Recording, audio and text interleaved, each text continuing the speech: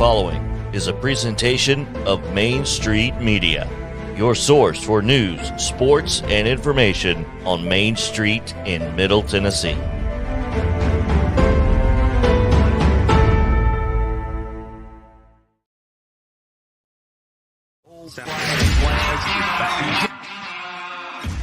"30 years of the best sports talk in Middle Tennessee," featuring Tennessee Radio Hall of Famer George Plaster, Tennessee Sports Hall of Fame coach Watson Brown, and Young Guns Billy Derrick and Michael Cindric. And now, here's your host, George Plaster.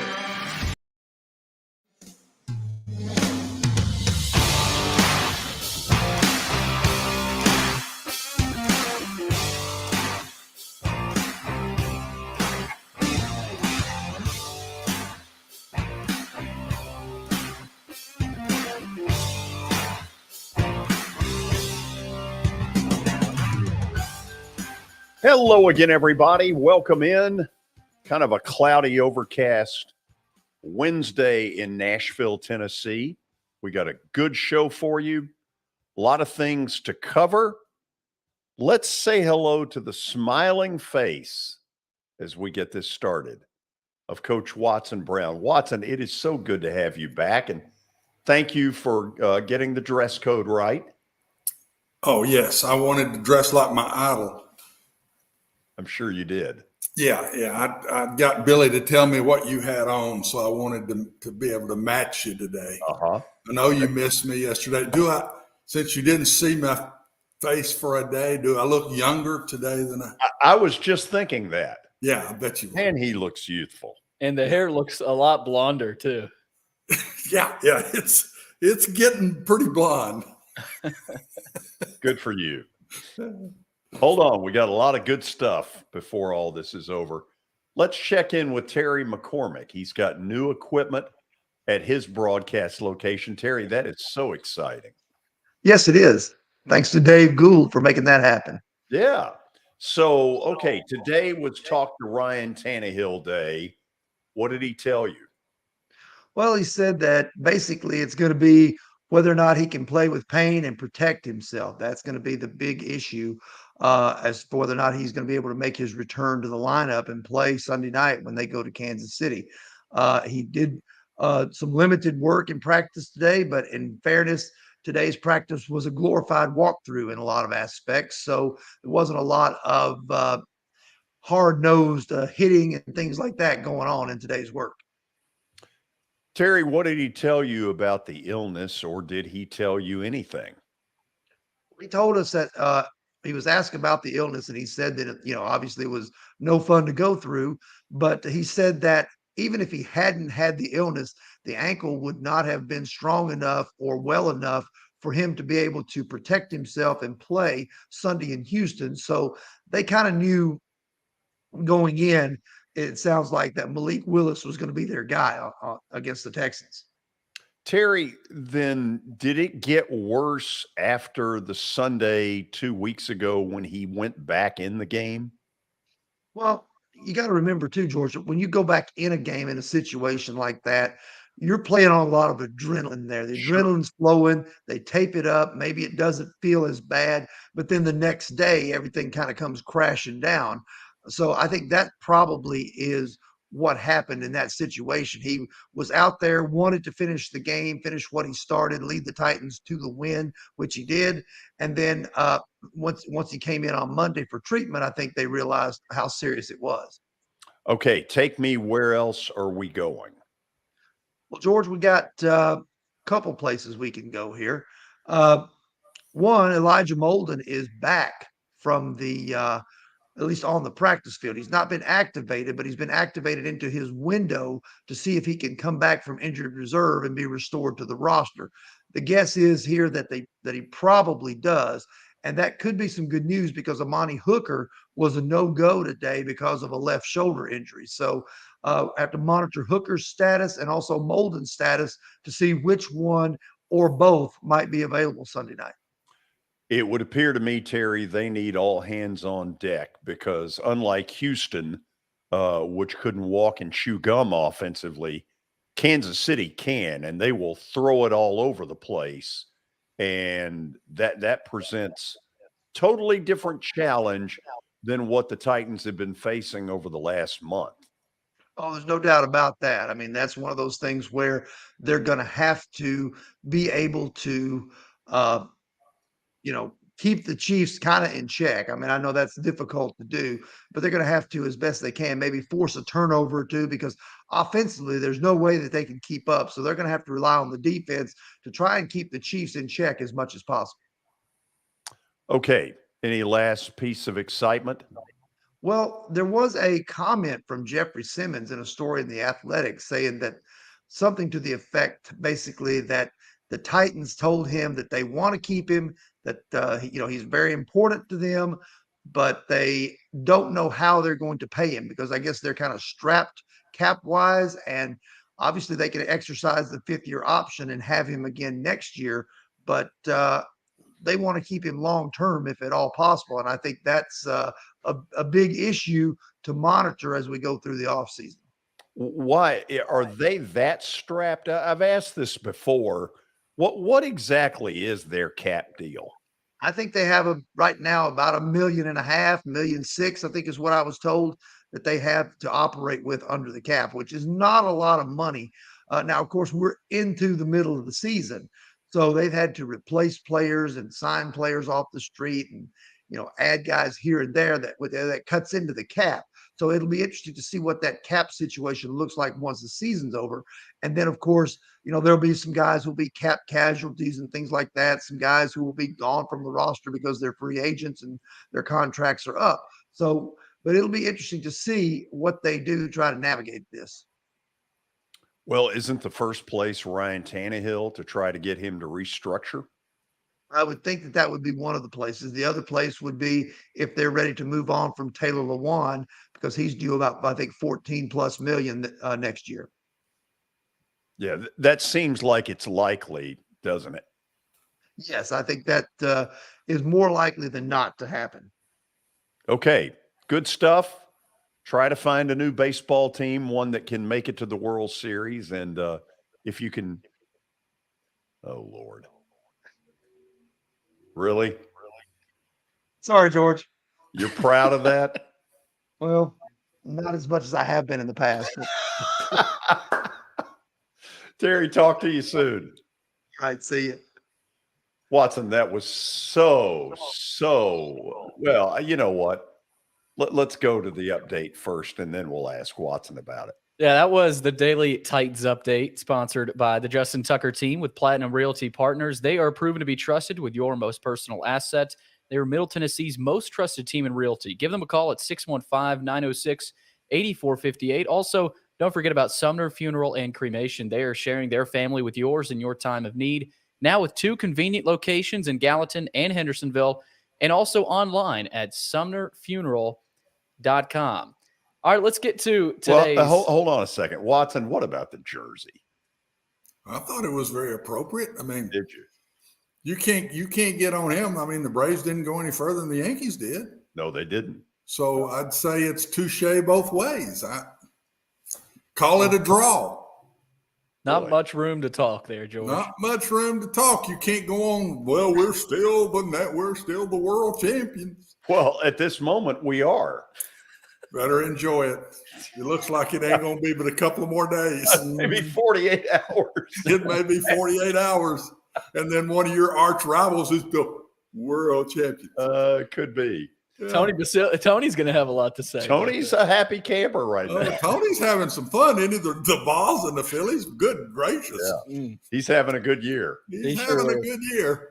We're going to have a good update. Let's get to the first piece here. Washington Commanders owner Dan Snyder has hired Bank of America to explore a possible sell of the Commanders.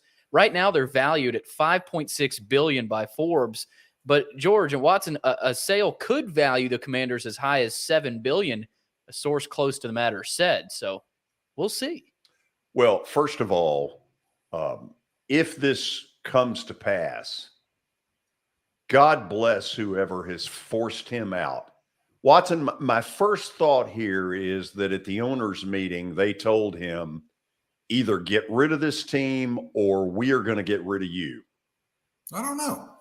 I'd like to know what was said, but there's also a point where you're taking everybody on. I just get out of this, move on with my life. I'm not taking up for him, but it can be a two-way street on this deal now. He may have had enough and they hadn't won. He hadn't tasted much of anything, and he may be ready to get some money out of this and head in a different direction himself. Either way, it's best for everybody. It's best for everybody. The Redskins fans deserve so much better than him. Commanders, George. Whatever. Come on. George, you can't say that anymore. Redskins. You've got to have a little proper etiquette here. You cannot say that anymore. I know. Watson, I don't want this to happen, but what's he going to do if the Braves name goes away? Oh, he may kill himself. We may be going to his funeral. Oh, man. All right, let's roll here through Kansas. Well, hold on. I'm not finished. Okay. What else you got here, George? There's also the possibility that all he's doing is creating sort of this distraction to sell minority ownership, because he's talked about that. But I just have a feeling, Watson, that at the owners' meetings, he was told, first of all, publicly by Irsay, but perhaps privately by others, we've had about enough of you. Yeah, I mean, I'm not saying it didn't. I don't know. I just don't know. I don't think the meeting could have been real warm either way. So I would say he walked out there saying, one way or the other, he kind of waved and said, see y'all. And they said, don't let the door hit you in the butt. Yeah, he cleaned that up a little bit, didn't he? Yeah. What do we got? Next piece here, George. Kansas has self-imposed a 4-game suspension for head coach Bill Self and assistant coach Curtis Townsend to begin this season. The school announced earlier today. Here's what you need to know about it. The sanctions stem from the program's 2017 NCAA case. Assistant coach Norm Roberts will step in as interim head coach, and Kansas also loses 3 total scholarships over the next 3 years. So this isn't a small deal here. Whoop-de-doo. Please. Slap on the wrist. Come Give me on. a break. It's a 4 deck games. chair off the Queen Mary. 4 games, and these guys don't sign their full scholarship loads anyway. All they need is about 8 dudes. They're not going out and signing 15 or 13 or whatever it is. A scholarship a year? That's laughable. 4-game suspension in December when they play nobody? I mean, it don't matter if they do play somebody. That's a slap on the wrist. So Have you seen the list of who they play? Probably Probably School for the Blind is in there. Incarnate Word or somebody like that. It's there is one tough game in there. It seems like Duke is in there, but the other 3, not exactly top 25. He may not want to be the one that has the record with Duke anyway. Yeah. You might want to miss that one. You never know. Okay, more basketball. Louisville announced in August that Chris Mack was suspended for the first 6 games of the 2021 season and would forfeit $221,000 in salary. Dino Gaudio, another assistant, was sentenced to 1 year of probation and a $10,000 fine. So that will be solved somewhat tomorrow? Well, George, in theory, yes. And what will be interesting is to see if the NCAA comes down on old Tricky Ricky up there at Iona.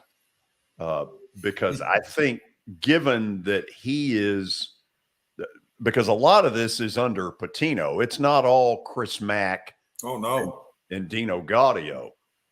They got the scraps. Yeah. Okay. Let's roll through here, George. Lane Kiffin is apparently not interested in Auburn. Yeah, whatever. He said Deion Sanders would be a good fit, though.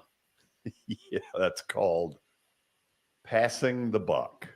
I've never thought he'd go.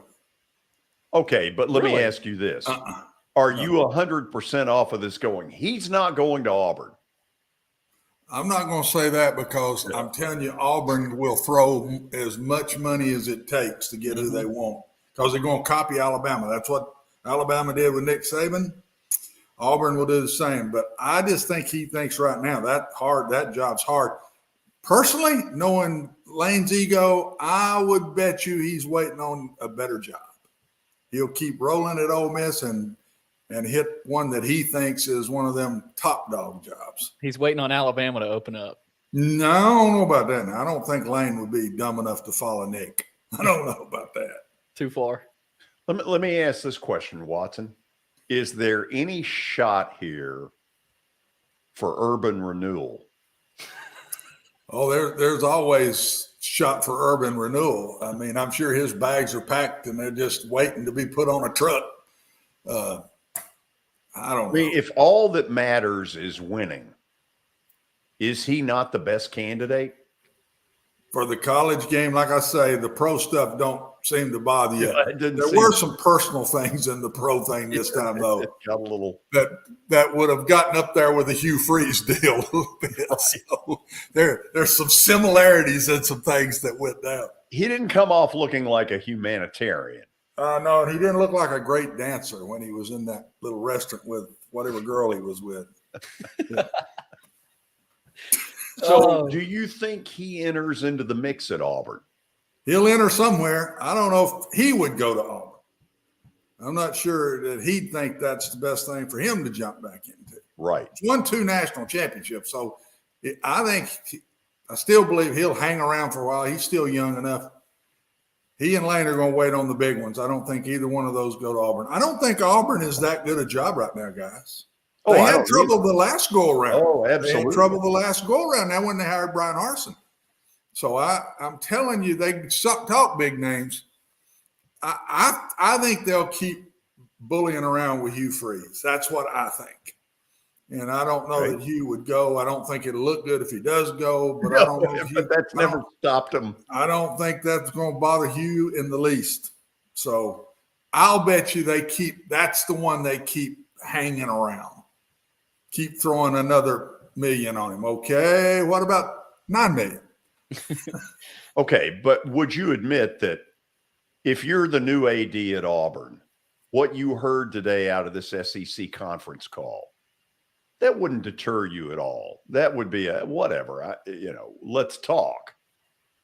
Yeah, no, I don't. No, I agree with you on that. Unless the guy calls collect. I wonder how many of a younger audience even know. I don't know. It is a gimmick existed. I don't Billy, know. this would have been how you would have called your mom and dad in the old days. It would have been Mr. and Mrs. Derrick. Billy doesn't even know what collect is, does he? In other words, the call would be paid for by them. But they have to accept it. They have to accept it. You can talk to them. And you're sitting there listening to them whether they accept it or not. Right. It's You are. Will you accept this call from Billy Derrick? And your parents say no? I remember my dad had about a 2-minute debate over it. The hell does he want? Okay. I know we're late to the break. When we come back, Billy earlier today caught up with Vanderbilt football coach Clark Lee. They've got South Carolina this Saturday night after the Tennessee-Georgia game. Vandy, South Carolina is at 6:30. And then we're going to talk about why Watson has said it is so important for Vandy to get an SEC win, because there's more to it than just what you know on the surface. We'll explain all of this when we come back. This is Main Street Media Television.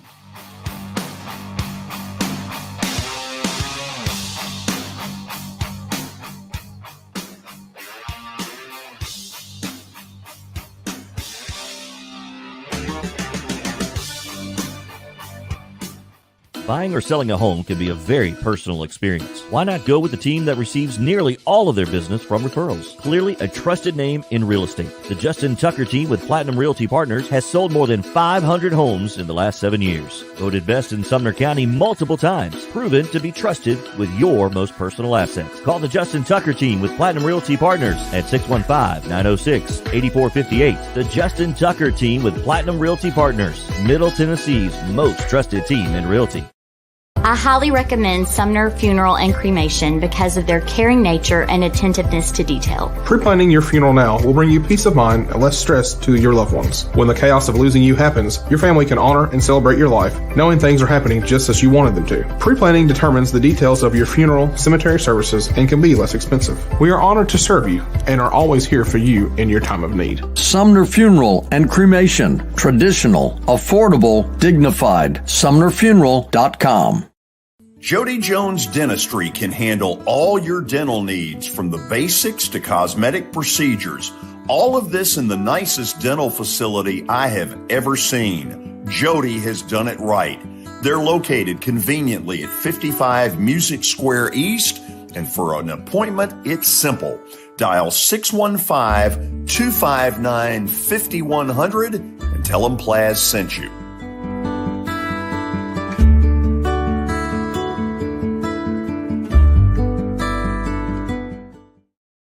When you're thinking about golf, consider Riverside Golf Links. Under new ownership, the course has improved dramatically. It's now 27 holes, complemented by a 9-hole executive course. Book a tee time now at 615-847-5074 and get ready to enjoy the beauty of golf in the Old Hickory area at Riverside Golf Links.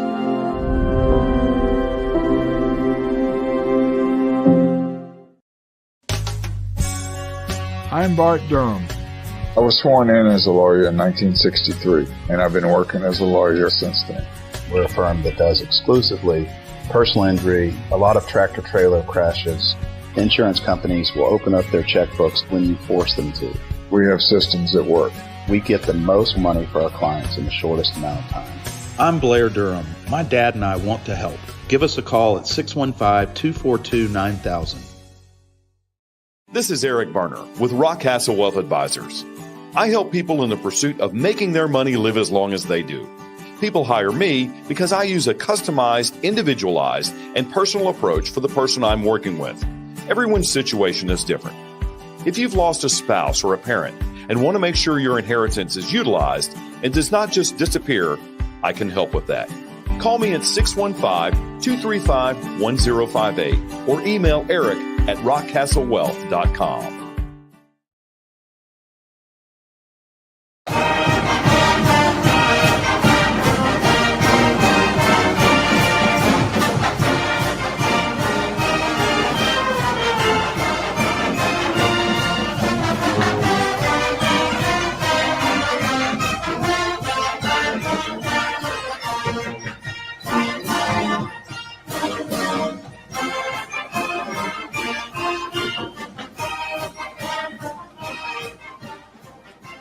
That still gets my blood flowing, George. Does it? Yeah. You know the words to it? No, I can't. I'm not good at that now, but. Really? Yeah, I still like listening to that. Okay. Well, you're first going to have to listen to this. Vandy and South Carolina play Saturday night at 6:30 over at whatever it is, First Bank Stadium, Dudley Field. Whatever the case, earlier today, Billy Derrick caught up with Commodore head coach Clark Lee. We got the South Carolina Gamecocks coming to West End on Saturday. It's a 6:30 kick on the SEC Network. Finally got a night game here at in Nashville. Coach, I want to start before we get into the details of the game. Of course, salute to service game. Just a few names: George McIntyre, Watson Brown, Whit Taylor, Kurt Page, Norman Jordan, Alma Matthews, Rob Monaco, Jim Arnold, and so many others are going to be honored. Obviously at halftime and throughout the day. What does it mean for you guys to honor the 1982 team, but so many other former Commodores that really set the foundation for what you guys have here? It means a lot, and obviously it's not lost on us what that 82 team was able to accomplish.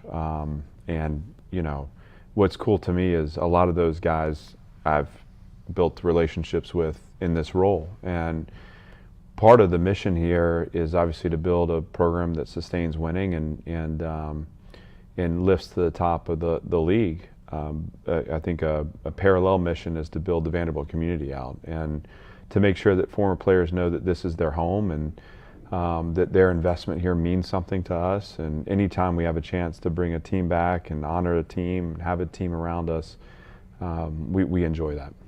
Coach, taking a look back at the Missouri game a couple weeks ago, obviously some good, some bad. How do you take that loss, learn from the mistakes, but also, look at the growth that you guys were able to see and kind of learn from that as well?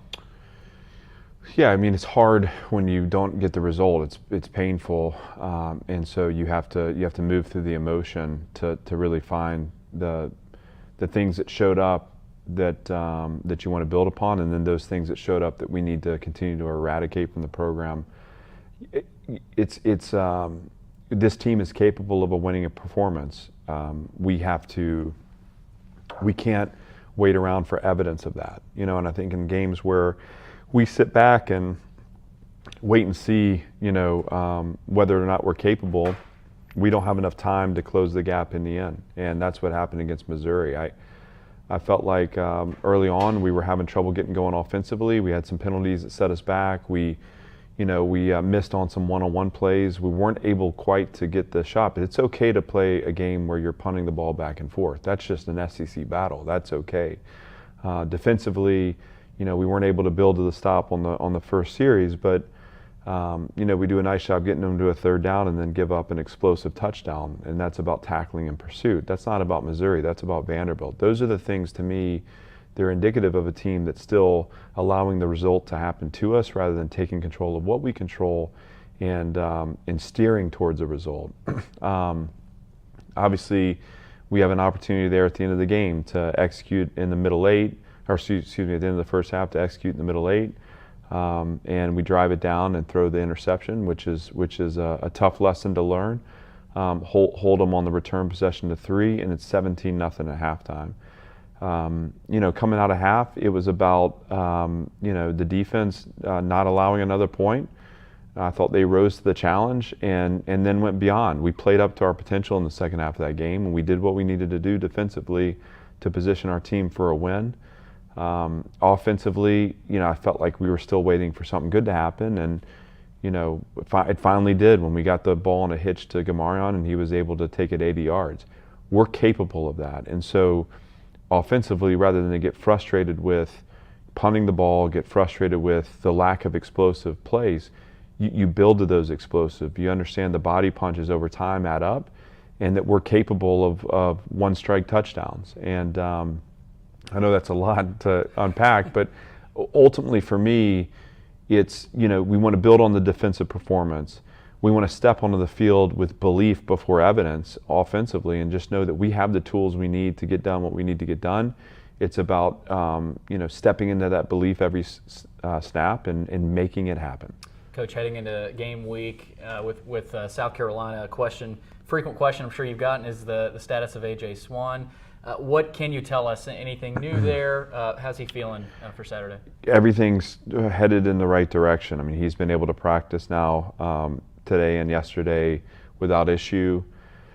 I always am hesitant to make promises just because we need to get through the week. But my expectation is that he'll play, and at this point, I would say that's probable. Coach, how big of a difference does 2 weeks make, especially this being the second bye week? So you get 2 weeks to prepare for a home SEC opponent. As a coach, you guys look at that differently? Does that make a difference, or does that is that just the same as a normal game week? No, I mean there's a balance. I think you can spend too much time in preparation for the opponent, and I think there can be burnout involved in that, and I've experienced that through my career. So you want to spend enough time to where you feel like by the time the ball's teed up on Saturday, we have a good idea of who they are and what they want to do.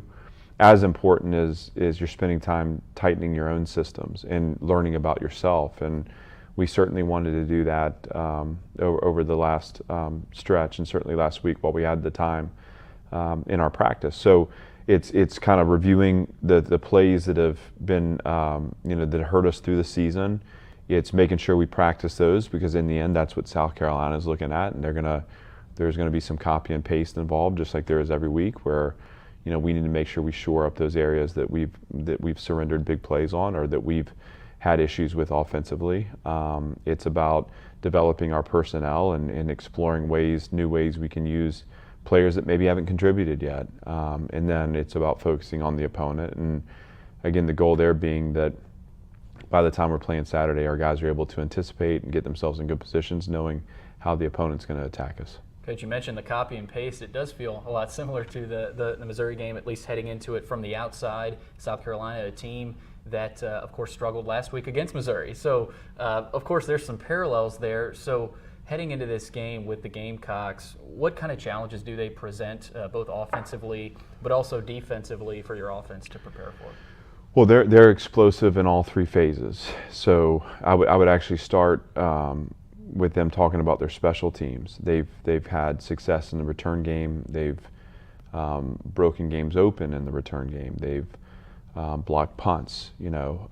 That's a signature. This team plays really well on special teams. They're well coached, and they create plays.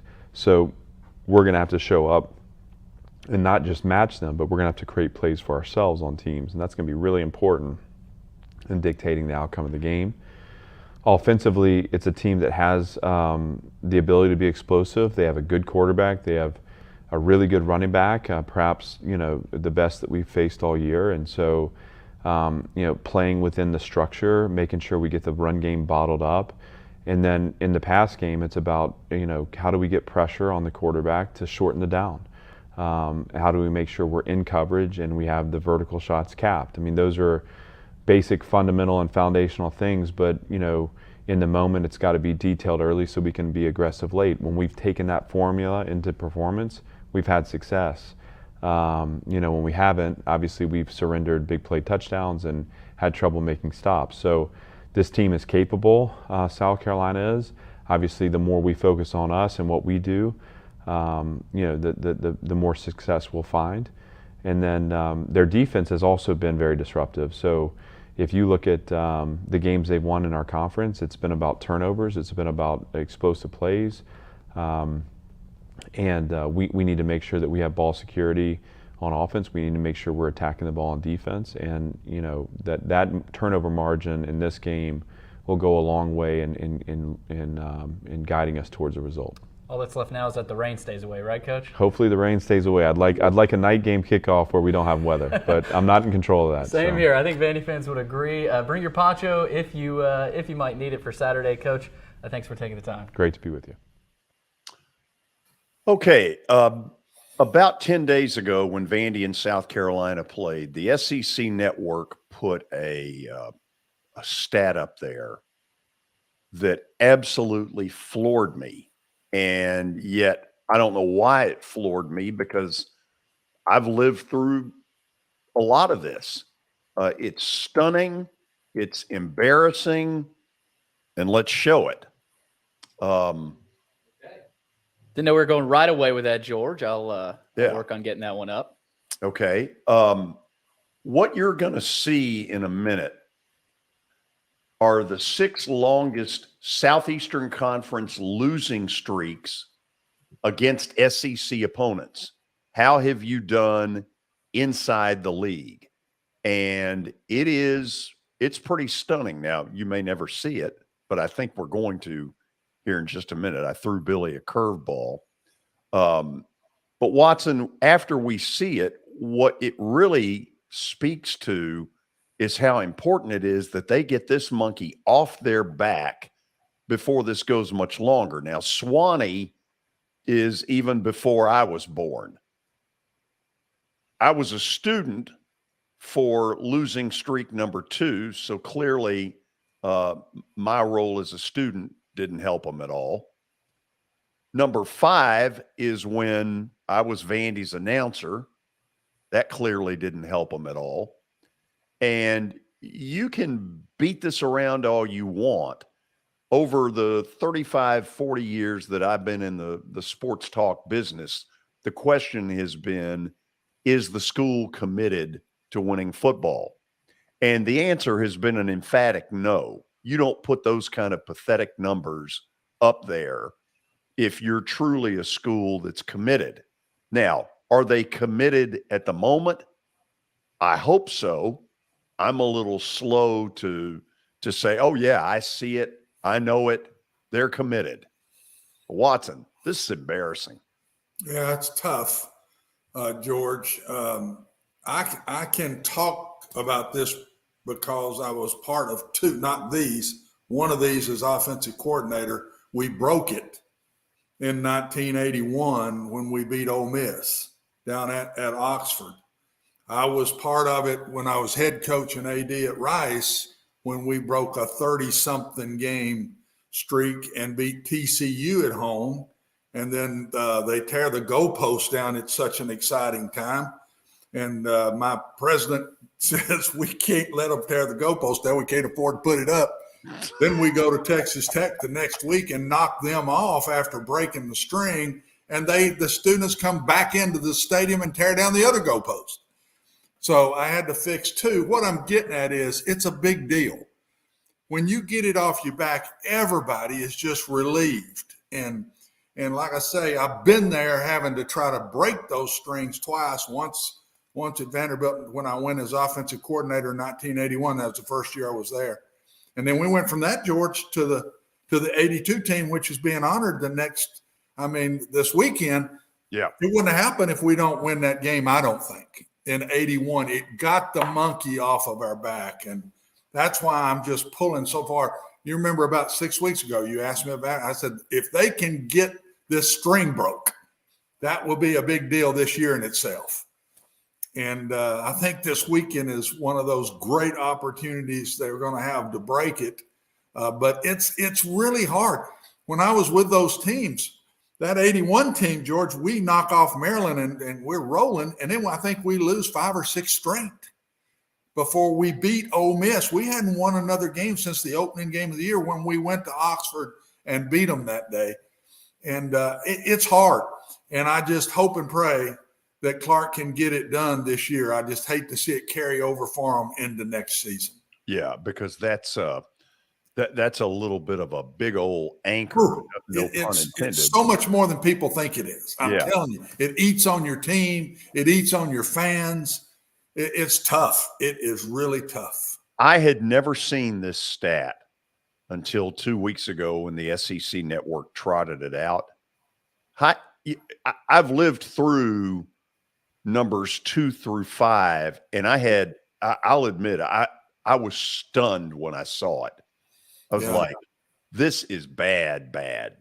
Yeah, I was part of the one that ended number 2. Yeah. And then of course I was gone, and the rest of those I wasn't around. It don't matter when it was, or even if it's 18 to 31. I mean, it's tough. When it starts on you, it's tough. I just got my fingers crossed, and you just need a break. You need to play well one day when the other team don't, but because it just eats on you as the game goes on. Could this be the day? Could this be the day? I look back at 81 when you told me this, and we had some games where we were pretty close. Yeah. But we didn't win. We didn't win. I can tell you when I was head coach, I can't tell you how many. I think somebody told me I had 26 games that were less than a touchdown that we lost, a touchdown or less. I don't think wrong. It's tough, George. In this one that they're in right now, I don't think 5 of the 25 have been close. No, this is a string that's been pretty rough. Yeah. This string has been pretty rough. I don't know the 76 to 81, the big 33. I don't even remember it. I wasn't around. I was at other schools and came back to Vanderbilt. But I can remember the 95 to 98. I can remember the 2000 to 2003. I can remember those. I don't know.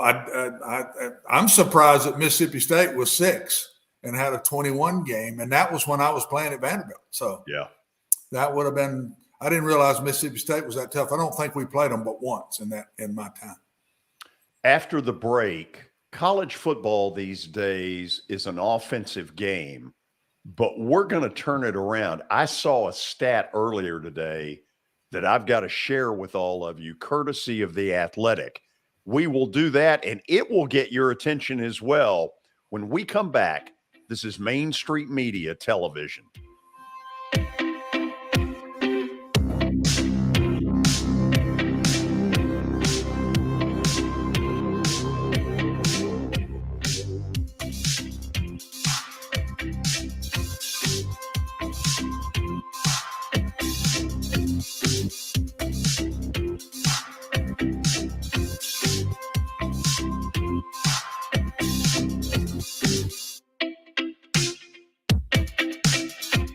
For Dustin Timmons and Joey Donnelly, they welcome every opportunity to serve and satisfy their clients. Whether you are looking to build your dream home or renovate your current home, their team will ensure that every client and remodel is unique, luxurious, completed on time, and within budget. Contact them today to set an appointment for a free consultation or to view some of their completed projects by logging on to DonnellyTimmons.com.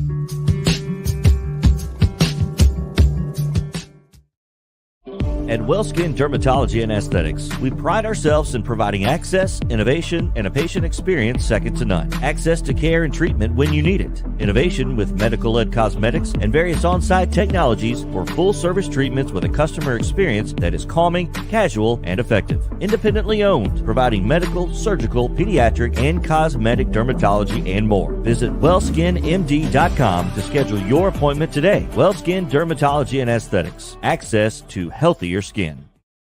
It's your last chance to get a spring tune-up for summer. Complete Service Heat and Air can clean your coils, check out your motor, and make sure you have cold air on that first hot day of summer. Complete Service Heat and Air is located in White Bluff, Tennessee. We do service and repair on heating and air the right way. 24/7 service. Call us at 615-797-3997. That's 615-797-3997. Serving Cheatham, Davidson, Dixon, Hickman, Humphreys, Montgomery, and Williamson counties.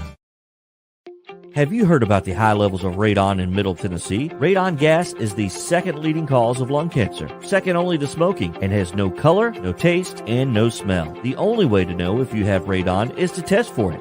Duret Radon Mitigation offers testing for small and large-scale residential and commercial properties, plus mitigation services. Visit DuretRadonMitigation.com to request testing or get a free estimate for mitigation. That's DuretRadonMitigation.com.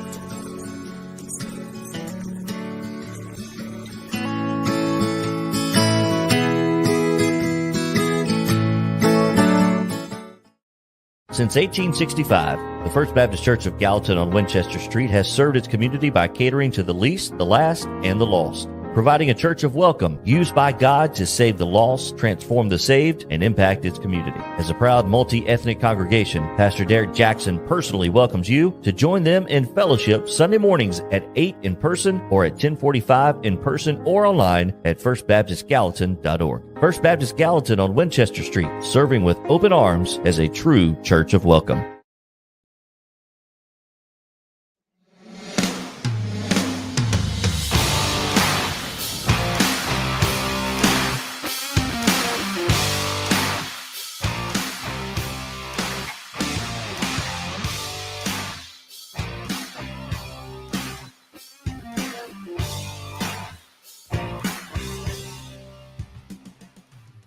We are full of college stats today.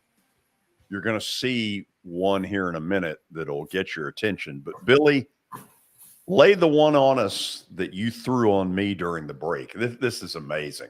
Yeah, I lost it, George, but I remember the numbers. That's a big help. I remember the numbers. The Tennessee-Georgia game is the most expensive college football game on record. The get-in price I think was around $530, something like that. Cheapest get-in price, and the most expensive was over $5,000. So that was just tweeted out by Front Office Sports. It's a record. Not surprised. Probably deserving. I think it's definitely deserving. I mean, two border states going at each other with ridiculously good fan bases. And I think a big reason why is because this Tennessee team is playing in it. Obviously, Georgia is the reigning national champs, but Tennessee has taken control of college football. Watson, don't you think the other thing is that there are a lot of people out there who maybe don't care one way or the other about Tennessee, who like this team because they're fun? Yeah, they're fun and they play good. Tennessee has not played a bad game all year and won. They've won all their games, but they've played good in winning. They have not had a bad game, and that's unusual because we all kind of go up and down sometimes. And as teams, no matter how, been on good teams and bad teams, but they've been very consistent, and as consistent as I've seen anybody be in years. And so, and it's new. It's a new offense, and winning is new. Tennessee hasn't tasted that in so long. It's a little bit, George, the same that we were just talking about with the string with Vanderbilt on the other end. You get the taste in that winning again, and everybody goes crazy. Just like I said, when we knocked off TCU, then they tear a goalpost down. Then we go to Texas Tech and knock them off 2-game winning streak, and they tear the other one down. It gets contagious, and I think that's what's happening in Knoxville. It is contagious. And I think it's rubbing off on the kids. Oh, listen, I think it does both ways. I think when you start finding ways to win, you keep finding ways to win. Vandy had a shot in the final drive of the game at Missouri. I would contend those kids had no clue how to win. And that's not Clark Lee's fault. He's inherited this issue from the Derek Mason administration. Those kids had no clue how to win. Yeah, I'll say it a little different. I'll give you coach talk. I think they know how to win. I think Clark's teaching them how to win. I don't think they believe yet. Because look at the difference, George, when we've lost 5 or 6 straight in 1981. And we go in, and honestly, Ole Miss helped us. And now I can remember the game. And we got some help that day, but we won the game. Later in the year, we nearly knocked Tennessee off 38-34. And honestly, still this day, I say it got taken from us with a bad call late in the game. But then the next year, I mean, we haven't really done anything. And the next year, it goes nuts. We start beating everybody. And it all started with that Ole Miss win, I think, getting really close to Tennessee. And I think, best I remember, that offense broke 55 records, Vanderbilt all-time records in that season. How's that happen? You start believing. You start believing, and you got a bunch of winners on it. So I'll say Clark's teaching them right. They know what it takes to win. They just got to believe it to finish one of these. And maybe it's this weekend. Okay, The Athletic put out a stat earlier, and I've sort of taken it and run with it. And what they have done is put out, they went 1 through 131. I took what are, I think I'm right, the 12 worst defenses in college football. They use something, you're wondering what that percentage thing is. I'm going to read straight out of this because I had never really heard this. Stop rate. The percentage of a defensive's drives that end in punts, turnovers, or turnovers on downs. What's the percentage of stops that you get? Yeah. Okay. According to that, Charlotte, which has already fired Will Healy, has the worst defense in college football.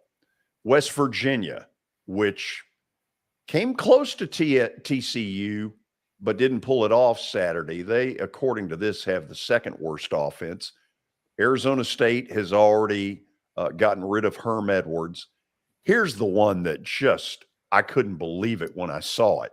Florida? Are you kidding? Yeah, and this is big in football today, George. This wasn't even discussed back in, well, we just been talking about the early 80s. Wasn't even discussed back then. And, time of possession, turnovers, but stop rate, I think it's big with these spread offenses up and down the field, fast pace. They're going to get yards on you. It stops. How can you get them? Can you get them one play, blitz them, get them in second and long, and all of a sudden now you get them in third and long and you get a stop? That's what this is all about. And it is a big stat, in my personal opinion, now in college football. Isn't what we really have at the moment arena football, where, this team scores, this team scores. If you can get one stop, man, you're gold. I mean, that's at times what it feels like. Yeah, what's really done it is they changed the rules in the, I'm going to say, late 70s, I'm guessing, to where the offensive linemen got freer with their hands and it wasn't holding. You used to have to block. I don't know if you can see me, but you had to have your hands together. Can you imagine trying to block some of these dudes in today's world and you can't use your hands? Well, when that started, all of a sudden now these offenses, even some of us in the 80s started doing it. And then now, George, everybody's spread out all over the field. Everybody's in the gun. There was no gun back in the 80s. There was none. Nobody was. I wish I'd thought of it, but I didn't. There was no gun. And so things are harder to stop, in my personal opinion. You now have to defend the whole field, when in the 80s, a lot of these offenses were stop the tailback, and it was like stopping the Titans and trying to, or whatever. So these defenses now know they're going to give up yards. And so it's all about how many times did we get them stopped and they didn't score and we gave the ball back to our offense. It's as big a stat now, in my opinion, as turnovers are. Now, fans will tell you they love these 52-49s. Do you think there's a point where we need to get it back to the middle, where 28-24 is more the norm? Give me a thought or two on that. I don't think it'll ever happen. The NFL is trying to still put in rules to make the offenses better. I don't think we'll ever go back. I think that it'll catch up a little, the scoring, because everybody now is doing a lot of the things that some of these guys were doing, like Chip Kelly or Rich Rodriguez, or, back in the day.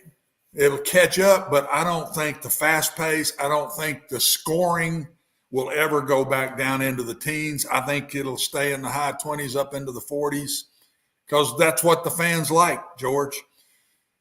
One of the toughest, you go ask any college football coach in the world, what's the toughest offense to stop? Wishbone. It'll be said by nearly every one of them. But it's a boring offense. Yes, it is. It's a boring offense, and people had to leave it, because in today's world, when these people can do a lot of things instead of just coming to your football game, they can watch it on TV. They can go watch the Preds. They can go watch somebody else play. They can watch the Titans over coming to Vanderbilt. You buy one set of season tickets, which ones you going to buy? Nowadays, to me, you got to win and be exciting doing it. It's a shame it's come to that, but I don't think it'll ever go back. Okay, after the break, we'll get into stat of the day. Then our buddy Mark McGee will join us to talk about the slumping, let me take it a step further, nosediving Nashville Predators, who have suddenly taken on a level of water that none of us saw coming. Plenty more coming on the show. Do not go away. This is Main Street Media Television.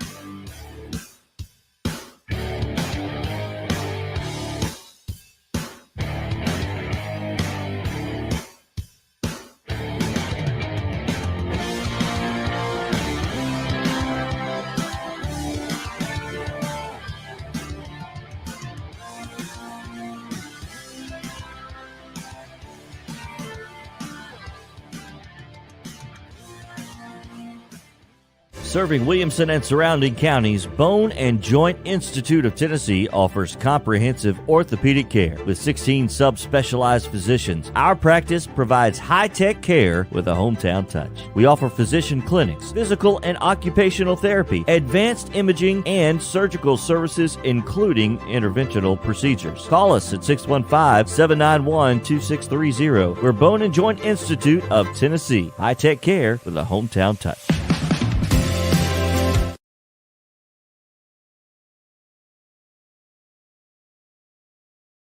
This is attorney Bart Durham, and this is me. I'm Aaliyah. Keeping in good physical condition is really important to me. But when I had a wreck with a tractor-trailer truck that hurt my legs so bad I couldn't work for almost a year, I knew I needed a lawyer that understood tractor-trailer cases. So I called Bart. Bart gets millions of dollars for his clients every year. At Bart Durham Injury Law, we've handled hundreds of tractor-trailer cases. My dad and I want to help. Give us a call at 615-242-9000. Hit After Hit has become the baseball store in Tennessee. They have over 1,000 different models of gloves and over 1,500 wood bats. They also have several Iron Mike pitching machines as well as a Hit Tracks machine. If they don't have it, you probably don't need it.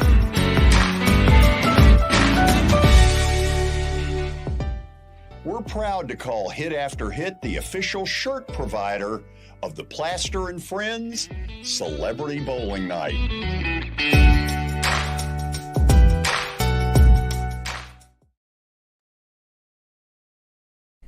Hey everyone, I'm John English. This is Keith Wallace, and we would like to welcome you to John English Antique Sports and Cards in Shelbyville, Tennessee.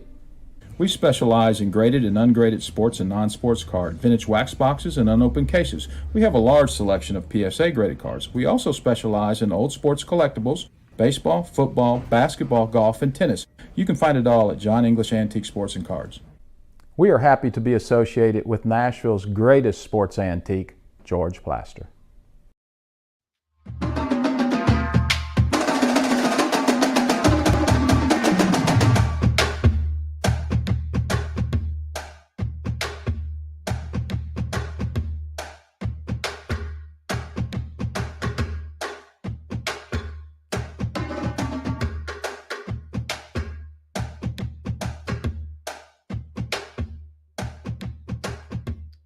Welcome back into the George Plaster Show. It is now time for Stat of the Day, powered by John English Antique Sports and Cards, as well as Eric Berner with Rockcastle Wealth Advisors.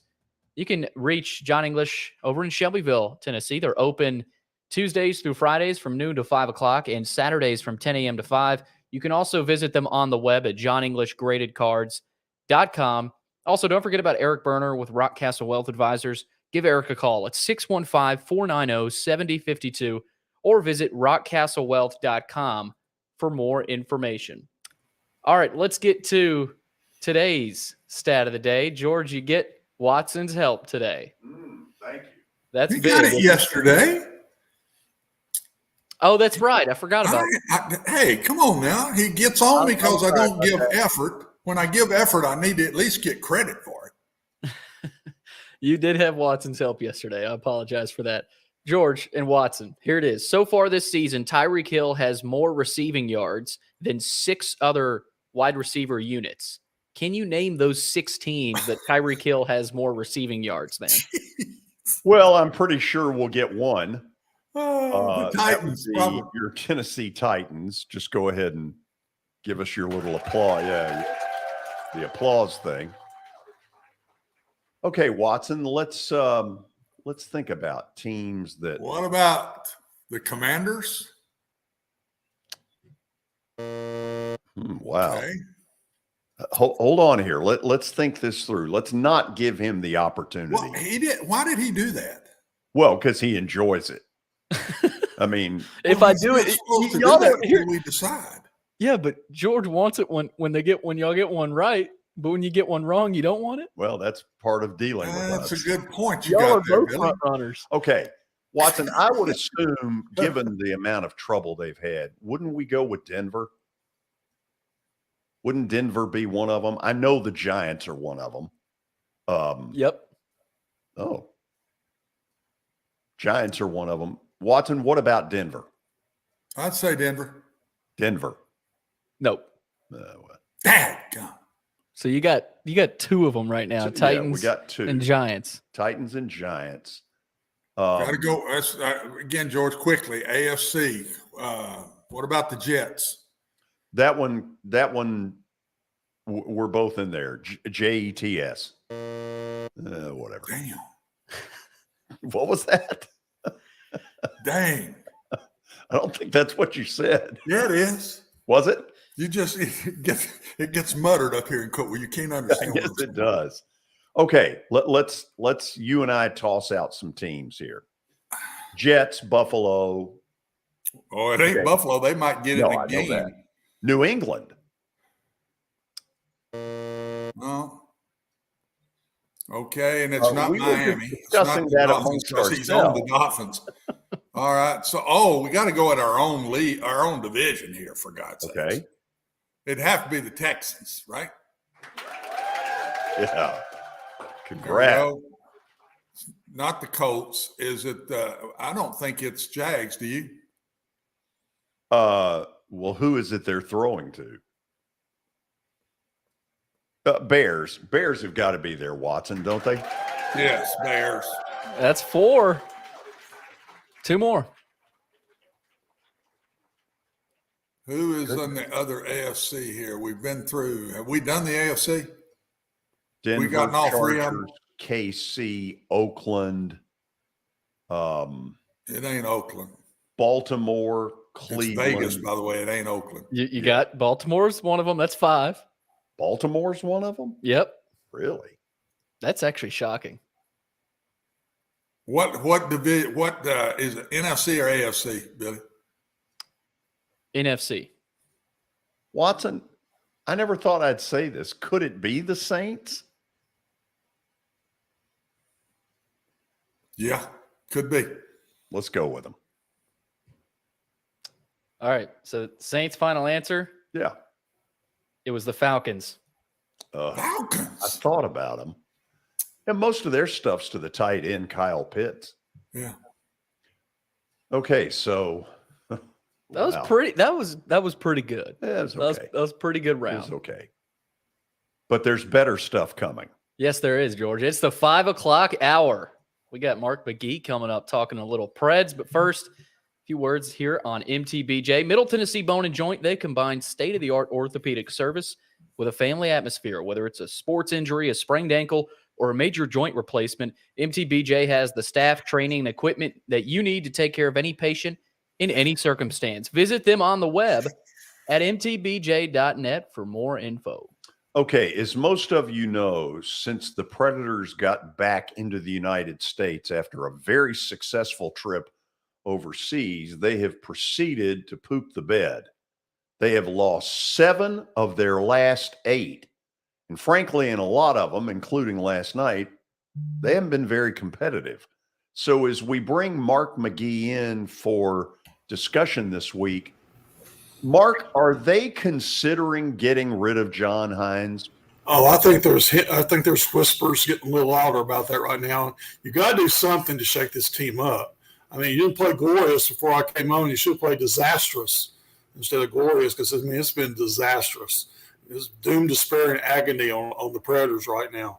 I think if this keeps on going, this was the first of a 5-game road trip, and it's not going to get any easier. Calgary's coming up Thursday night, they've got to turn this thing around on the road. If they don't, I don't know that Hines makes it back.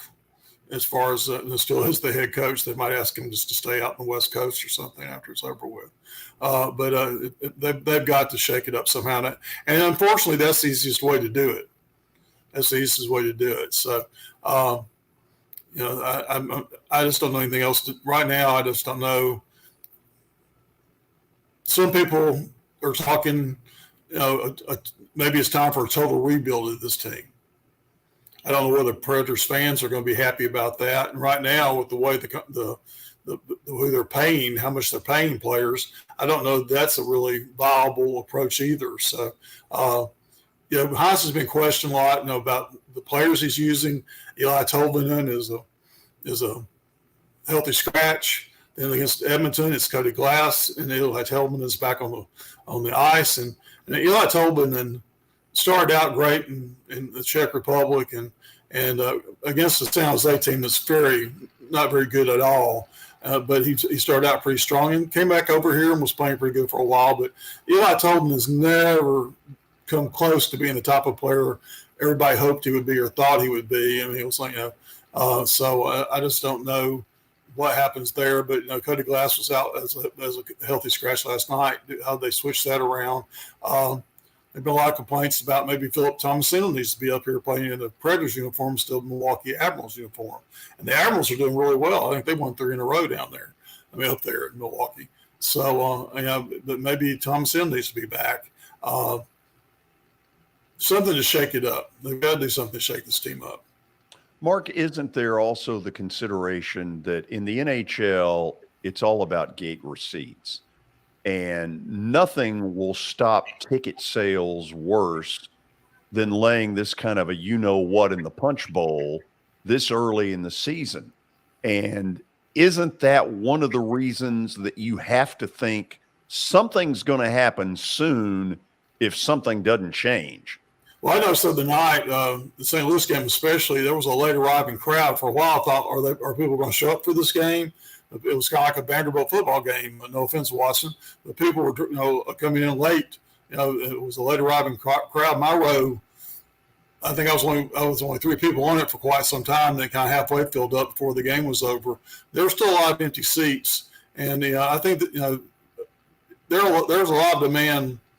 I think Watson mentioned earlier. Somebody mentioned earlier. There's a lot of demand for people to sell tickets, and if you got to have a competitive team, I don't care what you're doing to make people come out and see you play.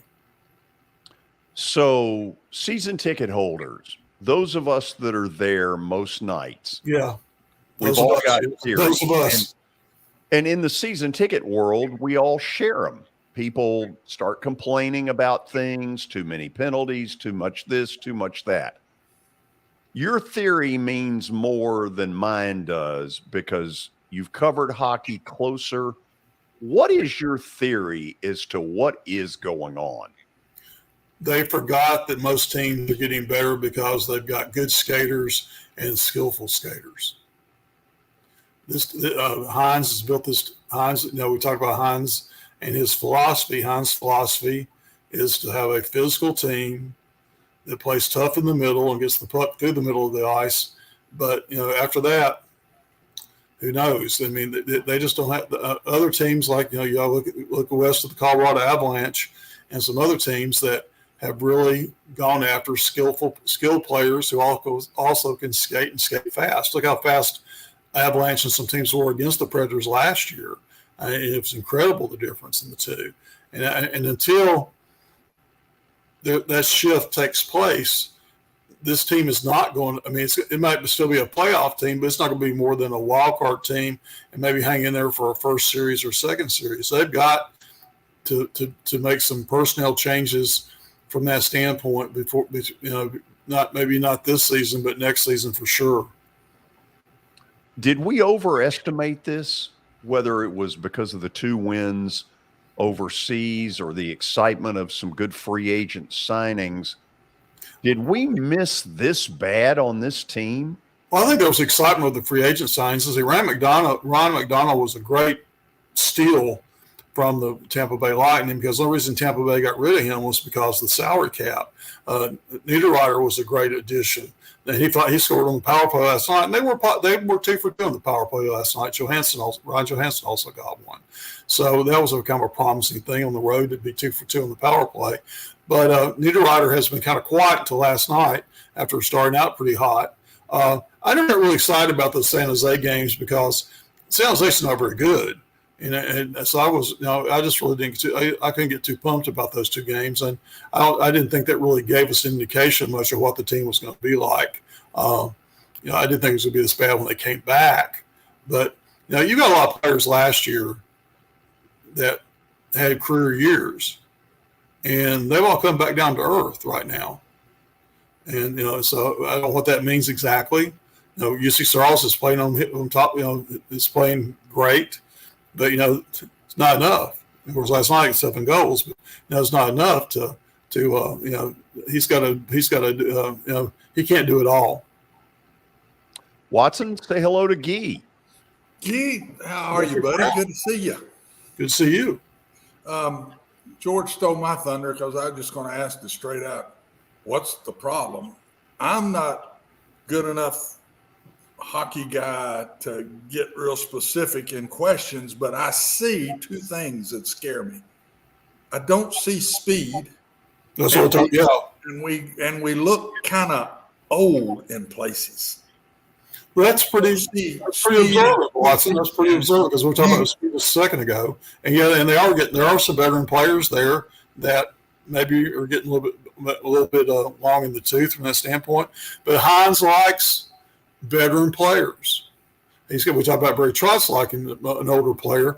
Hines does too, and he's not quite as patient with his younger players as he is his veteran players. He's got he's got some veteran players, not a lot. He's got some veteran players who aren't exactly carrying the weight right now. And instead of maybe shaking that up a little bit, he is messing around with some of the younger guys and not giving them much of a chance to kind of expand their abilities. Is it fair to blame all this on Hines? Because I thought there's some guys that we way overpaid that hadn't come through. And then we kind of get caught with them, and we can't do anything with them. I wonder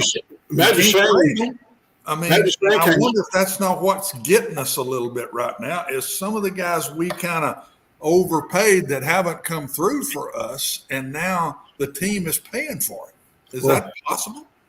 Matt Duchene came through last year. He was overpaid, and last year he comes up has a career year for most extent. Forsberg has a career year. He gets a big contract. But Roman Yossi had a career year. You had some guys. McCarron had a career year, I think. So you look at all that and you go like, even those 4 guys having career years, they still were just a wild card team. So can you expect those 4? Can you expect career years to have 4 or 5 more players this year? Not so far. It's not happening. You got everything. Everybody's pretty much down to earth right now. It's just nobody's really sparking this team. Well, one more thing about talent. The worst thing to me is the problem is we're not good enough anymore. We've gotten too old. We got to regroup and start over again. That's the worst thing you can say because that takes time. But is that kind of where we are? And when would that decision be made? And you just start getting rid of people? A lot of people are saying that the rebuild, maybe it's time to start rebuilding this team. And like it takes patience, both from a team standpoint and definitely from a fan standpoint. You got that happening with the Chicago Blackhawks right now. They're going through a rebuild that's painful. They got rid of a lot of high-priced talent in the offseason, and a lot of people question some of that, but they decided to dump some of the older players that were making a lot of money in lieu of getting some younger players in who hopefully make them a better team, make them a faster team, make them a more skillful team. And that's what you got to do right now. They've got to become a more skillful team. And like I said, you watch the Colorado Avalanche live and some other teams like them, and you go like, man, they're so much faster than the Predators are, and that's what I see as a fan. I don't know the sport well. That's what everybody sees. I mean, that's just as a fan. Anybody that's watching hockey can tell that. I mean, just the speed of the game is always been a key.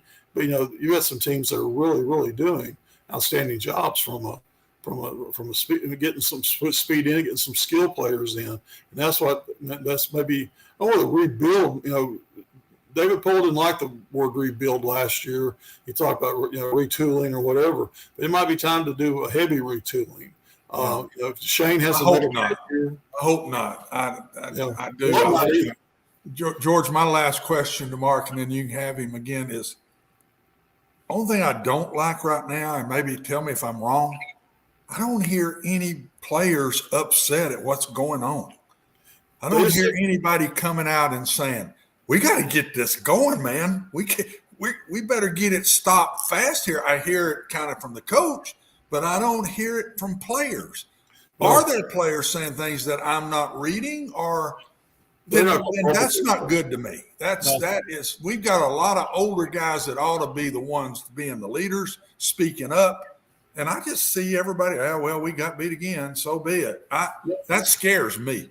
Nobody's calling anybody out. Even Hines is not calling anybody out as far as play goes. I mean, he's making some changes he's making a lot of lineup changes, which a lot of people are criticizing. He's moving people around. He did that last year too, and he's starting to do that this year as well. And I don't think that's a great way to find consistency on the team, is to move players around from line to line and from place to place. And that's what he's doing right now. Is that a desperation thing? I don't know. It seems like it is to some extent, but they've got to come up with somebody, like you say, somebody's got to step forward and say, we really stink right now, and it's time. It's time to go on. I think that you hear people, the players are upset and they're disheartened and whatever. But they need to get mad. It's one mad dog mean. And go out against somebody and play at the top level. They lost the first period, cost them last night, and they got better in the third. They gave it all they could in the third period, but it just wasn't enough. Evander Kane had a field day, and so it was with a hat trick, and it just wasn't enough. It just wasn't enough in the third period last night. And this is a long, grueling road trip, and it's going to be interesting to see how they ended up. So, Guy, let me try it this way, and then we'll end it. I feel like I know quite a bit about this ownership group because they stepped in and bought the team right after we did the rally in 2007. They have been completely hands-off on David Poyle. They have basically said, you're the hockey guy. We don't know anything. We don't cross into that line. However, there now is a Haslam in the mix, and brother Haslam in Cleveland has never had any problem butting in, even though he's been a total disaster with the Browns. Right. Do you see this Haslam involved with the Predators forcing the issue more in the next week or two if this continues? I talked with an owner yesterday at Joe Biddle's funeral, and I didn't sense that. I didn't sense that ownership's going to get all that involved right now with what's going on with it. But I think if ticket sales drop, and it's not the season ticket crowd they used to be, in the past few years, and but I think if the ticket sales continue to drop and people just don't start showing up, I think that I think they'll be forced to do something. But I'm not sure it all lands in David Poyle's lap. I think David's worked with what he has to work with, and the guy's going to be a Hall of Famer. When soon after he retires, he's going to be a member of the Hall of Fame. He's going to join his dad, Bud Poyle, in the Hall of Fame. And I think I'm aiming this more at, does a Haslam say Hines has got to go? Well, I think that's the thing. But I didn't sense that either talking to one of the owners yesterday. Yeah. But I think that's where you've got to sit down and say, I think it was, who was it? Oh, Doug Dickey, I think, said this one time. He said, don't ever hire anybody you can't fire. Oh, that's certainly pleasant. So, thank you, Watson. Remember that in the future. I needed to learn that one way back when. Yeah, I'm pretty sure that's what Doug Dickey said. I believe that's right. I saw my buddy John English on there today. Yes. Commercial. Yes. Good deal. John, I'll give him a free plug. If you're a sports fan, you need to go down there on Saturday morning when he's there and listen to the stories he's got to tell and look at what he's got. There's a huge collection of stuff. Yeah, it is big time. I've been down there. Yeah, it's a monster collection. Thank you as always. Thank you, guys. I appreciate it. Mark McGee talking Preds, and we thank him for taking the time to join us. After the break, the NFL the trade deadline. Why was that so hard to say? The trade deadline has come and gone. Now what? Well, we'll talk about it next on Main Street Media Television.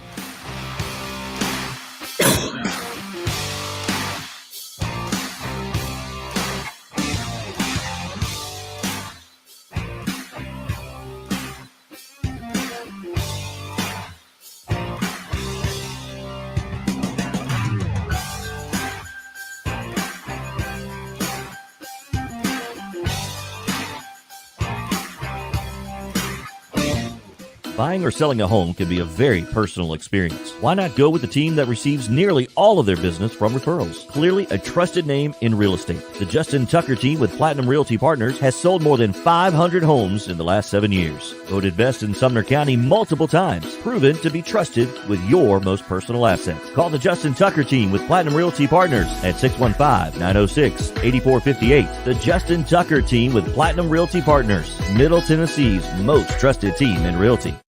I highly recommend Sumner Funeral and Cremation because of their caring nature and attentiveness to detail. Pre-planning your funeral now will bring you peace of mind and less stress to your loved ones. When the chaos of losing you happens, your family can honor and celebrate your life, knowing things are happening just as you wanted them to. Pre-planning determines the details of your funeral, cemetery services, and can be less expensive. We are honored to serve you and are always here for you in your time of need. Sumner Funeral and Cremation. Traditional, affordable, dignified. SumnerFuneral.com. Jody Jones Dentistry can handle all your dental needs, from the basics to cosmetic procedures. All of this in the nicest dental facility I have ever seen. Jody has done it right. They're located conveniently at 55 Music Square East, and for an appointment, it's simple. Dial 615-259-5100 and tell them Plaz sent you.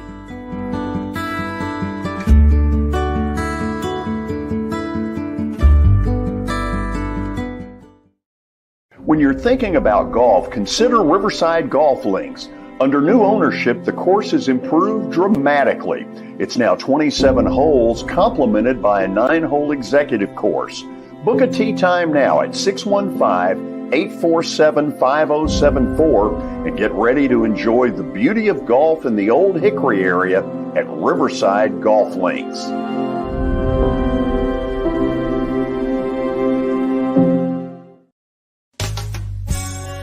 I'm Bart Durham. I was sworn in as a lawyer in 1963, and I've been working as a lawyer since then. We're a firm that does exclusively personal injury, a lot of tractor-trailer crashes. Insurance companies will open up their checkbooks when you force them to. We have systems that work. We get the most money for our clients in the shortest amount of time. I'm Blair Durham. My dad and I want to help. Give us a call at 615-242-9000. This is Eric Berner with Rock Castle Wealth Advisors. I help people in the pursuit of making their money live as long as they do. People hire me because I use a customized, individualized, and personal approach for the person I'm working with. Everyone's situation is different. If you've lost a spouse or a parent and want to make sure your inheritance is utilized and does not just disappear, I can help with that. Call me at 615-235-1058 or email eric@rockcastlewealth.com.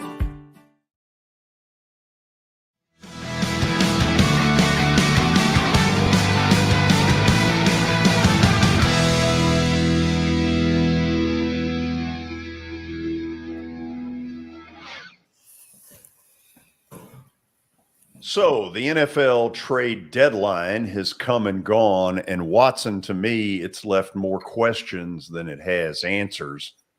I want to start in Green Bay, where as long as you've got Aaron Rodgers as your quarterback, doesn't it have to be win now mode? And given the fact that he's got no wide receivers at all, what do you make of their unwillingness to go get him any help? Personally, I think it tells me they don't think they can win now. They don't have enough there to win now. And bringing in one guy here or there is not going to fix it. Makes me wonder about Aaron Rodgers next year. Does he hang around? Because this looks to me like it's going to take a while to fix. Okay, let's get to that, because that was going to be item number 2 in all of this.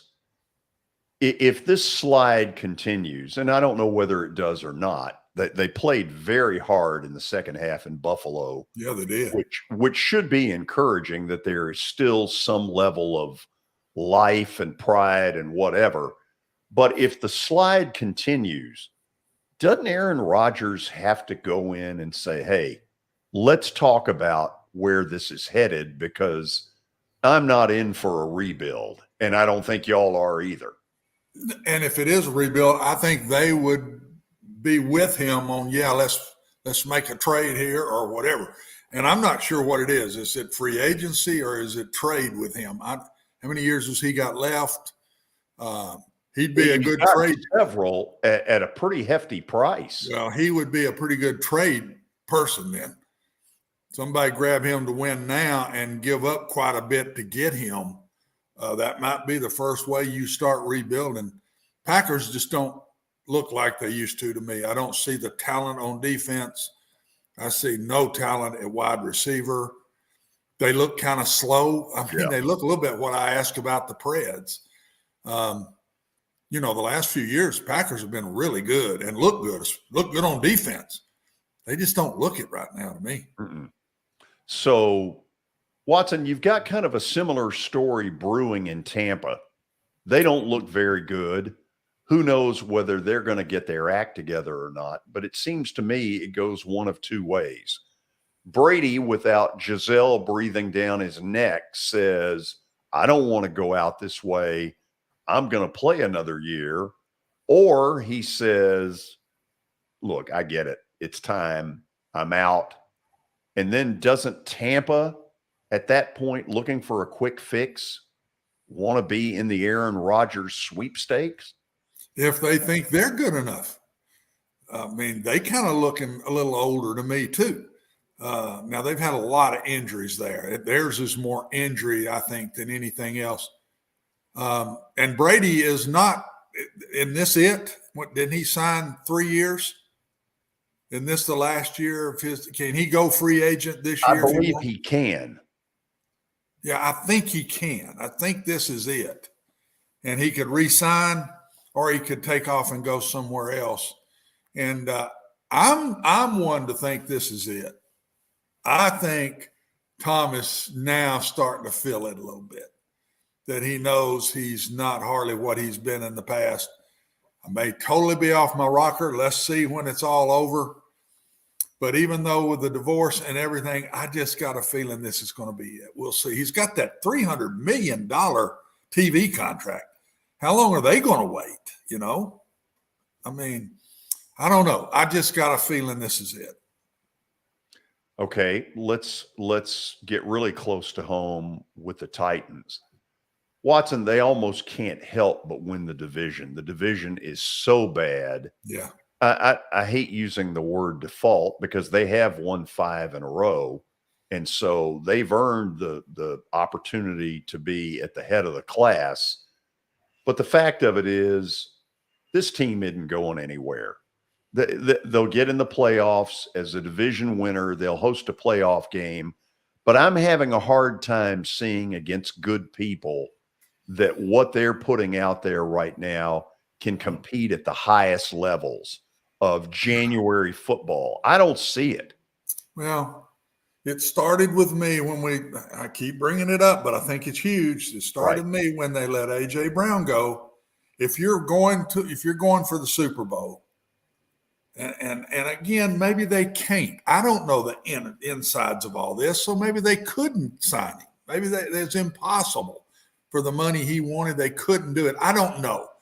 But that's strike one to me when that happened. And now watching him play with the best team in the NFL right now, and he's one of the best players on that team. Oh, he's a beast. He's a beast. And then we get to this trade deadline, and I thought receiver, offensive lineman, a tackle, and a really good wideout would be something we would really look into that might put us back up to where we might get back up there where we feel a little better about it, George.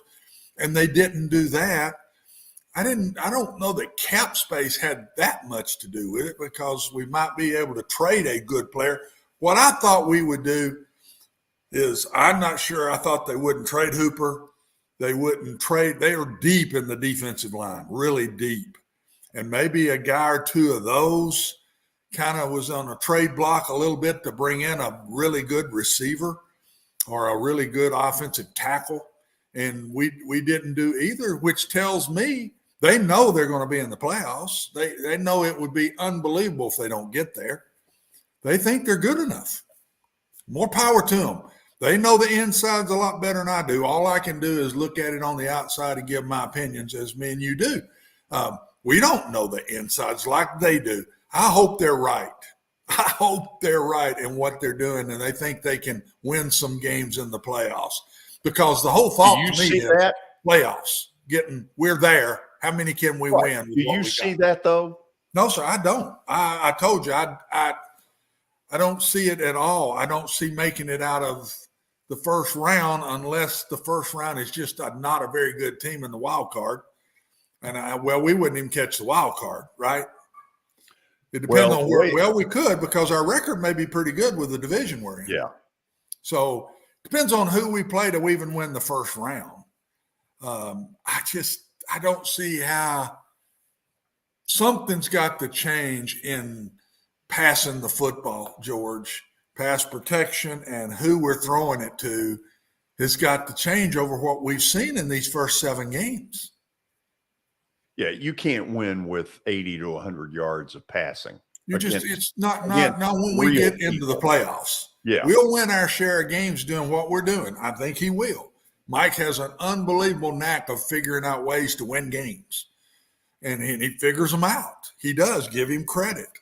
I mean, we've had a 5-game run here that they've not been very good, but he figured out how to win them. He won all 5 of them. And I just don't see it. I'm sorry. I don't like being devil's advocate here, but I just don't see a good enough passing game to take us very far.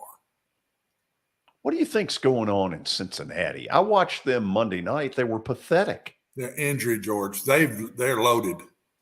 You really study the Bengals, they've got a bunch of people out. And it's not the right people. I mean, when you take Chase out of there as the wide receiver now, that really hurts. And they're just beat to a pulp. And so are the Bucks. That's why, and the Bucks aren't in a great division either now. The Falcons, very average team. We know what Charlotte is. I mean, so watch out. The Bucks could get healthy. This is the way they won the Super Bowl. You remember they were just a little over 500, George. And then they get in and made the run because they got healthy at the end of the year. I still think the Bucks are very, very talented. Gosh, could we use one of their wide receivers? If we had Evans, Godwin, any one of those guys, what would we be? So I look out for the Bucks, and I wouldn't give up on the Bengals yet either because that division's not great. Baltimore's nothing great right now. Pittsburgh's struggling. Cleveland. I mean, the Bengals could steal. The NFL to me right now, I'm jumping around on you too much, I know, but that's okay. It just looks average to me, George. The product looks as bad as it's looked in a long time. We want to talk about us, but if we're going to play Pittsburgh, we got a shot at them. Sure. If we're going to play Baltimore, we got a shot at them. If we're going to play Charlotte, we got a shot at them. If we're going to play the Falcons, we can play with them. I mean, there's teams out there just that maybe are a little bit like us, but Mike's figured out a way to win with what he's got. Look, there's no doubt Vrabel can coach football. That's a given in this. There's some other things, I'm not quite sure of. So in your mind right now, who are the 2 or 3 teams that you think have the best shot of winning it all? I know you're going to say Buffalo, correct? Buffalo and Kansas City look to me like just in the AFC. In the AFC, they're head and shoulders above everybody. In the NFC, I still think it's injured teams. I'm going San Francisco. I really like that team, especially since they added the big running back, man. I mean, that kid, McCaffrey, can make play after play in a lot of ways. Explosive. Oh, man, I love watching him play. And I still think it's the Bucks. I think they're going to flounder around here and hang around 500. And I think the Bucks will show up in the end and win that division. They'll end up winning it. And those are still my 2 teams. That's the top 4, I think. Last question. Where's Odell Beckham Jr. sign? Seems like he's a wild card. What do you think? I'm not sure. I would have said Rams, but they're playing so poor. And I don't think Odell goes anywhere. When he gets healthy and he's ready to play, I think he wants to go to one that's got a chance to win it. He tasted that last year by doing it. And I still think the Bucs are around for some reason. I do. I don't know. But I don't think he goes to one that he don't think doesn't have a shot at winning this thing. And there'll be a bunch of people shoot at him. Would he consider the Titans? Would he consider the Titans? Can the Titans afford him? With their cap numbers, can they even sign him? I don't know. I don't know enough of the insides. We would be talking about the Titans in a different way if Odell Beckham here in 3 weeks showed up in Nashville. We'll ask Terry that question tomorrow. Watson, you hang around because Plaster Bet of the Day tonight is very important. I will stay right here. I know you breathlessly await it. Let's say hello to Brian Stewart, who joins us. What do we got there? Well, this is just the hat. Yeah, I've been out at Jolton today. Had my auction team that you guys met the other day. We were out at in Jolton getting the house ready. We got a bunch of personal items that are going to be auctioned off, personal property and all that. So just getting everything ready for the 19th. It'll be our first auction here. We're excited. Oh, I love the auctioneers, the ones who are really good. They are amazing. I don't know how they do it. Well, I don't know how they do it either, George, and I'm very happy that we have Barry here that's going to be doing our auctions for us. I bet you are. Yeah, because if you get me up there, nobody is going to show up. I'm telling you now, nobody. So I'm very excited. We've got, this house is going to be it's a very nice house to be auctioned off. We're even going to have a car that has title with it that we're going to auction and has 2 acres and then all this personal property. It's going to be a big deal in Jolton here coming up. Tell me what else is going on in your business. Oh, like I've told you before, George, it's the big thing is just keeping up with all these changes in the market as far as interest rates go and trying to find these buyers and get them out there and get them looking at homes again. I think the initial shock of the interest rates going up has kind of started wearing off a little bit, and I think you're starting to see some more buyers. I'm noticing every deal that comes through the office is in a file, and it comes across my desk for me to kind of double check it, make sure paperwork's in there. So I'm seeing more and more files coming across the desk than I have in the past couple months. So I am seeing an increase in sales and everything. I think buyers are realizing, hey, a higher interest rate is not something that you have to stick with for a long period of time. You can always refinance if that market drops, if the rates drop down. So, it's just a matter of, is a buyer willing to move? Do they have a legitimate reason to move into a new house? And I've told you before, a lot of reasons that people move, or 2 of the main reasons that people move, is because they need more square footage or they need less square footage. Their families have gotten larger, or their kids and family have gone off to live somewhere else. So, it's just it's something that's always a need, is housing. So that's what we do every day, is we are keeping our finger on the pulse and making sure that we understand all the changes that are coming. Brian, appreciate it as always. You have a good evening. Hey, George, real quick, I wanted to give you a shout out. I was invited anonymously by somebody that called me yesterday to be a part of this. I guess you could call it the bowling extravaganza. The Plaster and Friends Celebrity Bowling Night. Yeah.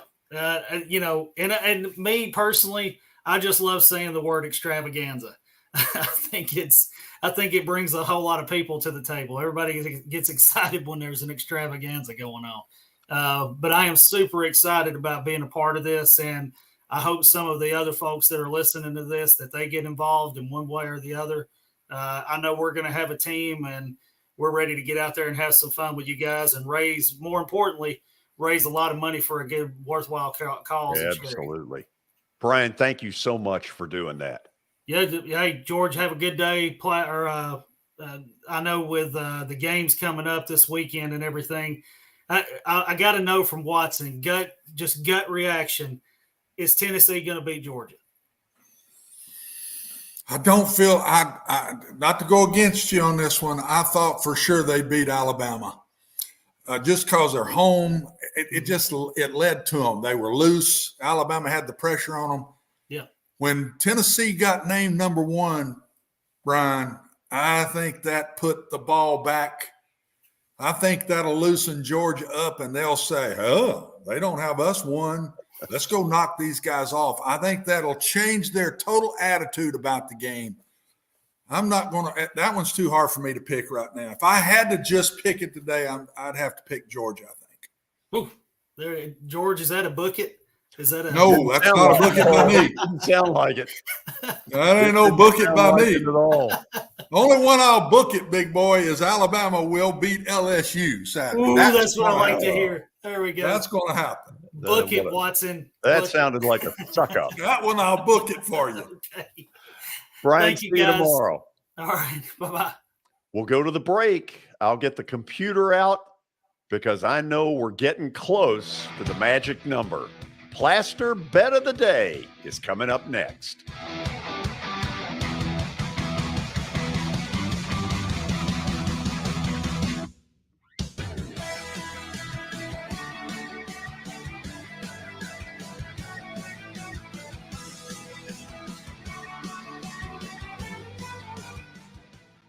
Hit After Hit has become the baseball store in Tennessee. They have over 1,000 different models of gloves and over 1,500 wood bats.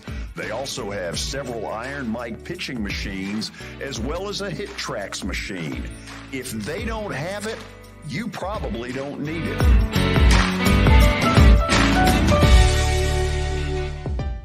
We're proud to call Hit After Hit the official shirt provider of the Plaster and Friends Celebrity Bowling Night.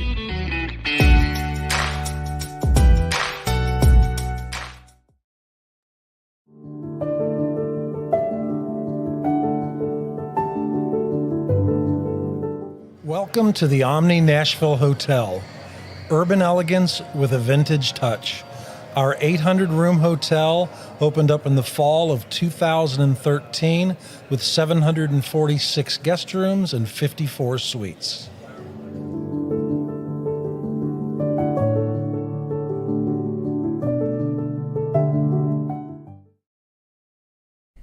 Hey everyone, I'm John English. This is Keith Wallace, and we would like to welcome you to John English Antique Sports and Cards in Shelbyville, Tennessee.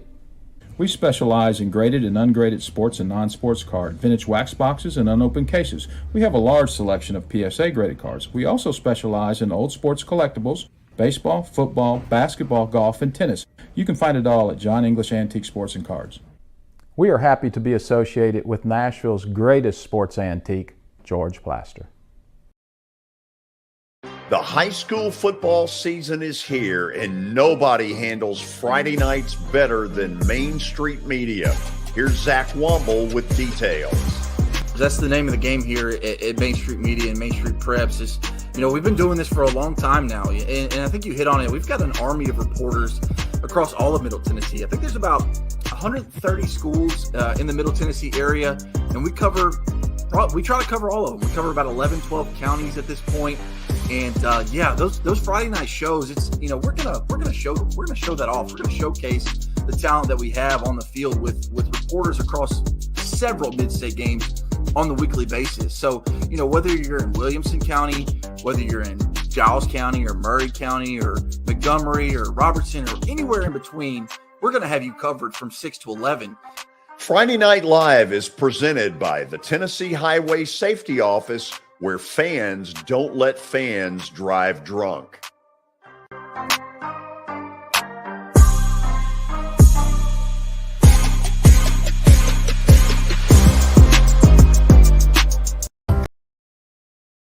At Sumner Funeral and Cremation, our mission is to serve families as our own, celebrate the life of their loved one, and help begin the healing process. My whole family, including my wife and my mom and siblings, were very happy with the treatment that we received. I would highly recommend Sumner Funeral and Cremation. We offer funeral, burial, cremations, and pre-planning services. Sumner Funeral and Cremation. Traditional, affordable, dignified. SumnerFuneral.com.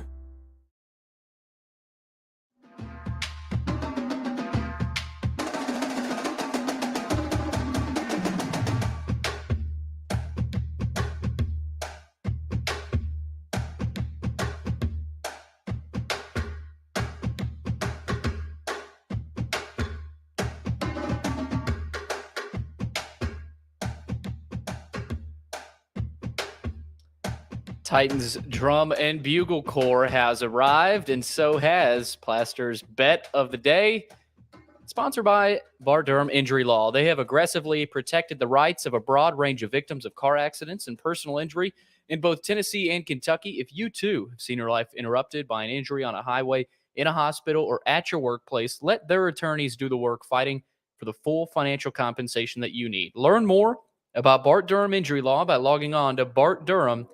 All right, George, let's take a look at how last night went for you. Let's see here. Look at that, 62 and 63 now. So you are one game away from 500. What's that calculation, George? Watson, it's 49.6%. There you go, boy. Good. Four, good. What do they call that? Four, not decibels, but what is the 0.4 away? 0.4. Yeah. Right, there's a That's term. what's I at forgot stake about it. tonight. It's a big night. Big night. Yeah. Big night. I can sure only the gambling community is a flutter wanting to know what I'm going to do. They're all waiting. Pins and needles, just like me. Watson, we're going the old Northern Illinois Huskies because once you go MAC, you can't ever go back. Northern Illinois over Central Michigan. Do both of those have stadiums on both sides? Barely. Okay. The game's at NIU, and I've been there, and it's kind of a dump. It is. It is. It's not. Yeah. But let me say this. The MAC was never known for great stadiums. But, Watson, I think the level of play in that league this year is down some. Yeah, I do too. I agree with you. I watched a little bit of last night's games, and really nobody looked very good to me. No, and Buffalo, which a lot of people thought was the best team in the league, they got hammered on the road. They really were not very good at Ohio. Nope. And what was the other game? Kent State. Yeah. And they got hammered, best I remember. Yeah. And in that list of bad defenses that we had, they were one of the 12 worst. They probably didn't help themselves any last night either. No, they gave up 45. Let me say this. There's a part of me that wanted to go Phillies until they lose, because that home crowd just does not seem to be giving them a chance to lose. They just refuse to let this team lose right now, which I love about the Philly sports crowd. But Watson, I don't know. I just don't think the Astros are going to die this easy. No, they're too talented and for whatever in those four top hitters last night. Gosh, yeah. That don't keep happening. I don't think. I think they'll come back tonight. I believe they get swept if they lose tonight. So, who's pitching tonight for Javier for Houston and Aaron Nola for Philly? Nola's been really good. They could use him to hang a curveball or two. Yeah. Watson, guess what tomorrow is? What's tomorrow, George? Tell me. I know what you're going to say, but go ahead and say it anyway. It's underdog picks. It's underdog picks tomorrow. And we're going to find out there's been a change in the standings. And it's a dramatic change. So I take it that means that you're back in the front runner position again, right? No, you're the leader. Oh, am I still the leader? Oh, absolutely. And I mean, you deserve to be. You've had an incredibly consistent season. You have established a standard of excellence that I mean, nobody can really deny. Underdog picks. You have been. They have underdog picks have never seen a season. This is getting real deep here. You have been what I would consider the gold standard. The Alabama of underdog picks. But I got news for you. Daddy's chasing you. Daddy's chasing me. Oh, yeah. Yeah. We're no longer sitting on 0. Oh, and you're first pick. So that'll be interesting to see who you pick. You got another one? So. I don't think that's true. What'd you say? Yeah, your first pick. You were 4th last week. Oh, I picked 1st last week. That's a little bit of added pressure on George this week. Have you got another one? I'll give you credit now. I get on you all the time, but your last 2 picks have been you've done good with those now. The Liberty one, okay, I could see that one, but North Texas, I said, who are they playing? You're picking North Texas. Who are they playing? They were playing Western Kentucky, and they killed them. Let me tell you why. Give you credit. Your last 2, and they were big points. So. Yeah, 10.5. Let me tell you why I took them. Because Texas San Antonio, I think, is the best team in that league. Yeah, they are. And I agree with that. It took a miracle finish at home for them to beat North Texas the week before. I don't know. I don't pretend to know what's going on at North Texas, but whoever that guy is, they're a lot better. Yeah, I think they're in the top 10 in the country in offense too. So they must be real good on offense. So is an old school good of pick, yours. my man. Yeah. Hey, so is an old school of yours, Rice. Oh, and did they? How about if somebody took Charlotte last week? Yeah. 18 points. Wow. 18 points, and Charlotte knocks off Rice and beats them bad. Shoulda, coulda, woulda. Well, you did good. Yeah. You did good. We'll pick up the hostilities tomorrow. Watson, you behave until then. I'll see you tomorrow, guys. Nice to see your faces today, by the way. It was nice to see yours. That's a good looking shirt you got. Yeah, my blonde hair looks nice, doesn't it? Looks good. You guys gonna tell each other what polos to wear tomorrow too? I'll check with you so you can tell me what he's got on and I'll put it on. I may go with green for money. You going for Watson? Do not let him catch you. Oh, hey, when he pulls the rabbits out of the hat, he's pulled the last couple of weeks now. Thank goodness he's been awful for about 6 or 7 weeks in a row. So. Rancid. Billy, behave. George, I'll try. We'll see all of you tomorrow. This is Main Street Media Television.